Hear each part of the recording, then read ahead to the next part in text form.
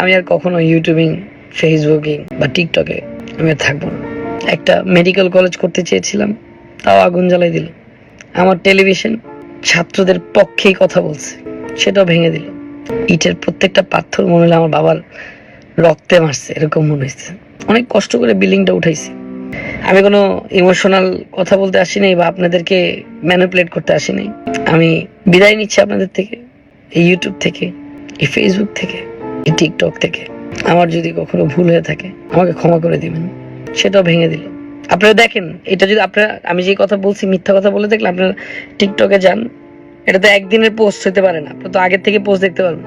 আমি আমার টেলিভিশন রক্ষা করতে পারলাম না, কিন্তু মাই টিভি অন ইয়ার আছে, মাই টিভি চলবে, মাই টিভি চলতে থাকবে ইনশাল্লাহ। কারণ মাই টিভি গ্রাম বাংলার টেলিভিশন।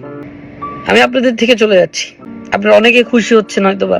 আমি বারবার অনেক কথা আছে এখন আমার আমি চাইছি আমি বলতে যে আমার সাথে কি কি ঘটছে, অনেক কিছু ঘটছিল আমার সাথে। আমি ভাবছি যে আমি বললে বুঝবেন আপনারা। আমি ইনডাইরেক্টলি অনেক হিন্ট দিছি আপনাদেরকে। হঠাৎ করে একটা স্ট্যাটাস ডিলিট করা, হঠাৎ করে থাকা, এটার মধ্যে কারণ কি?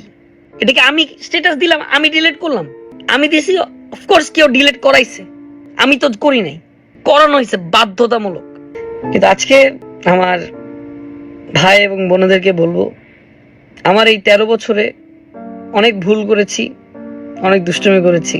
আমি আর কখনো ইউটিউবিং, ফেসবুকিং বা টিকটকে আমি আর থাকবো না।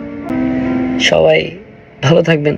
আর পারলে আমার বাবার কষ্টের তৈরি আপনাদের সবার যে দরজায় আমি একটা মানুষকে হলে উপকার করছি, যে দরজায় আমি খুলে যে মানুষদের সাথে দেখা করছি, যে মানুষদের উপকার করছি, তারা পারলে এসে একদিন আমার পাশে দাঁড়ায়।